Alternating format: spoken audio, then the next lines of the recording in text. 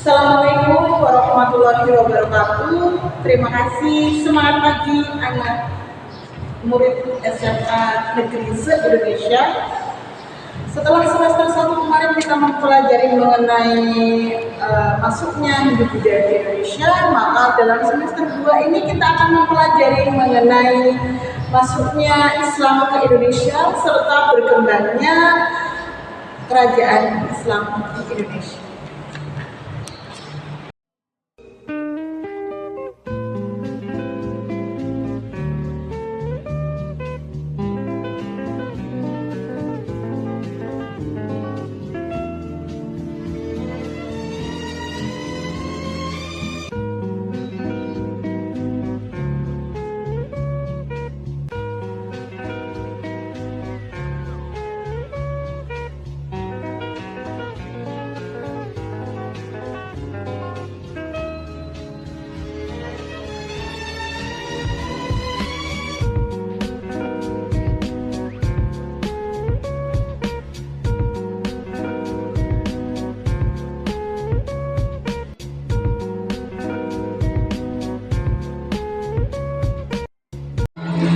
Terdapat beberapa pendapat yang berbeda-beda tentang proses masuknya Islam di Indonesia, yakni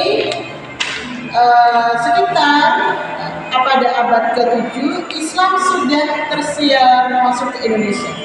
Hal ini didasarkan pada berita dari Cina zaman dinasti Tang yang mengatakan bahwa orang-orang Arab telah membuat koloni di Kanton dan pantai barat Sumatera. Pada abad ke-7, teori masuknya Islam ke Indonesia itu yang pertama kita bisa melihat ada teori Gujarat. Teori Gujarat sendiri adalah tempat di mana dikatakan dulu adalah Barat Hindia. Ada suatu daerah yang namanya suatu daerah Gujarat. Nah, untuk sekarang ini kita lebih mengenal Gujarat itu adalah dari India. Teori Gujarat ini dari seorang tokoh W.F. Sutherland.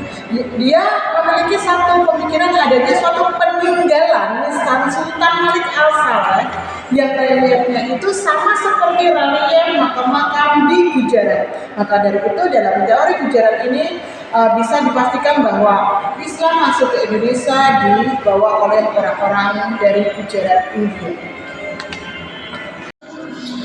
Teori yang kedua adalah teori Mekah. Teori Mekah ini kita kenal dari Arab. Nah, seorang tokoh bernama Hamka menjelaskan mengenai dianutnya mazhab Syafi'i oleh sebagian besar masyarakat Indonesia. Mazhab Syafi'i ini merupakan suatu mazhab besar dan istimewa di Mekah, dan yang pertama dengan adanya perkampungan orang-orang Arab di pantai barat Sumatera itu menceritakan bahwa teori ini sudah memberikan suatu inspirasi masuknya Islam di Indonesia. Kemudian yang ketiga adalah teori Persia. Teori Persia ini dijelaskan oleh Husain Jayadiningrat yang menceritakan atau menjelaskan tentang kisah adanya kesamaan budaya antara lain dalam hal peringatan 10 Muharram atau bulan atau Syuro sebagai peringatan kaum Syiah di dalam masyarakat Indonesia pada waktu itu. Teori yang keempat adalah teori Bengali. Bengali sendiri adalah suatu daerah yang berasal dari Bangladesh. Kita tahu Bangladesh adalah suatu wilayah dekat India. Eski Fatimi menjelaskan bahwa teori ini mengemukakan Islam datang ke Indonesia atas dasar atau berasal dari Bengali. Dasar teori ini karena tokoh-tokoh Islam di Samudra Pasai merupakan keturunan dari Bengali. Teori yang kelima adalah teori pantai Coromandel. Coromandel itu juga berasal dari India, yakni teori Coromandel. Menurut Thomas W. Arnold dan Morrison, menurut mereka teori ini menjelaskan Islam datang ke Indonesia itu melalui Coromandel dan Malabar, yakni dari India. Kemudian dasar teori ini adalah Gujarat belum menjadi pusat perdagangan yang menghubungkan antara wilayah Timur Tengah dan Nusantara.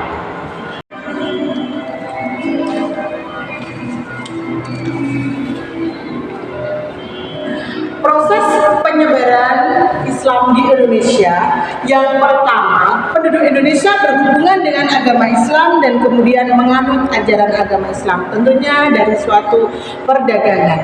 Kemudian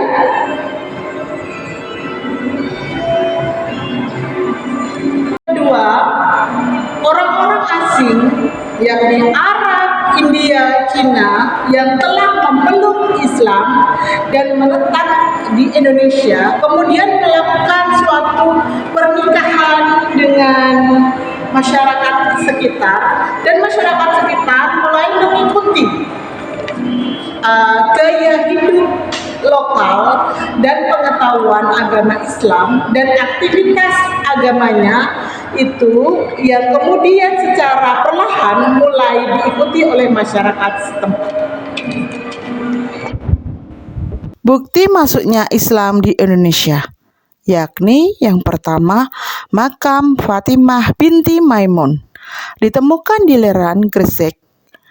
Pada batu nisannya tertulis nama Fatimah binti Maimun dan angka tahun 1082 atau 475 Hijriah.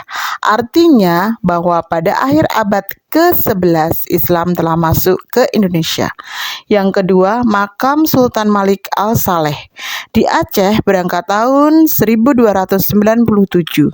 Mengingat Malik Al-Saleh adalah seorang sultan, maka dapat diperkirakan bahwa Islam telah masuk ke daerah Aceh jauh sebelum Malik Al-Saleh mendirikan Kesultanan Samudra Pasai.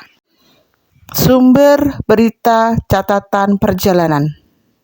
Yang pertama, sumber berita Mahuan. Pada abad ke-13 Islam telah berkembang di Indonesia, dibuktikan dengan penemuan puluhan batu nisan muslim di Troloyo, Trowulan, Gresik yang berasal dari abad ke-13. Sumber berita Marco Polo.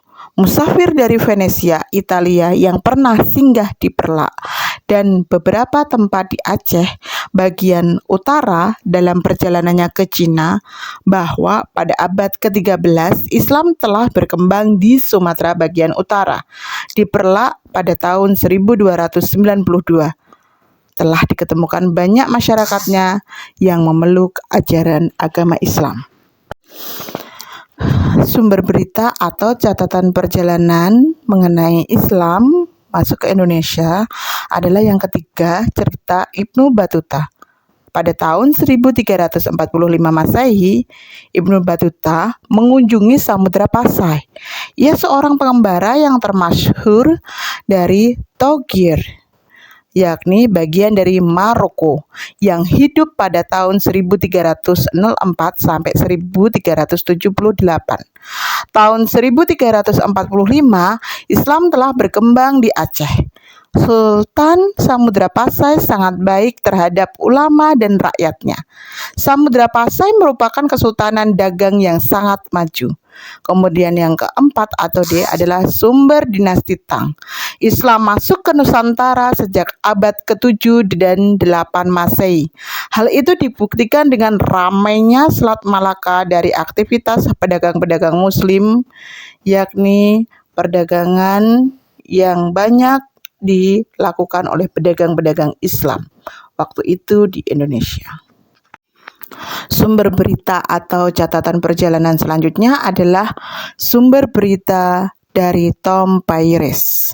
Dalam Summa Orienta, Paires menyebutkan bahwa daerah-daerah sekitar pesisir utara Sumatera telah banyak masyarakat dan kerajaan Islam. Maka dari itu, Islam sangat cepat berkembang di Indonesia. Selain dari bagaimana kesederhanaan dalam masuknya Islam di Indonesia secara damai, para pedagang-pedagang itu memberikan suatu pembelajaran Islam ke Indonesia dengan suatu metode-metode yang sangat diminati oleh masyarakat Indonesia pada waktu itu. Terima kasih untuk penjelasan kita dalam pertemuan hari ini. Semoga sangat-sangat bermanfaat dan kita dapat belajar pembelajaran secara bersama-sama. Selamat siang. Assalamualaikum warahmatullahi wabarakatuh.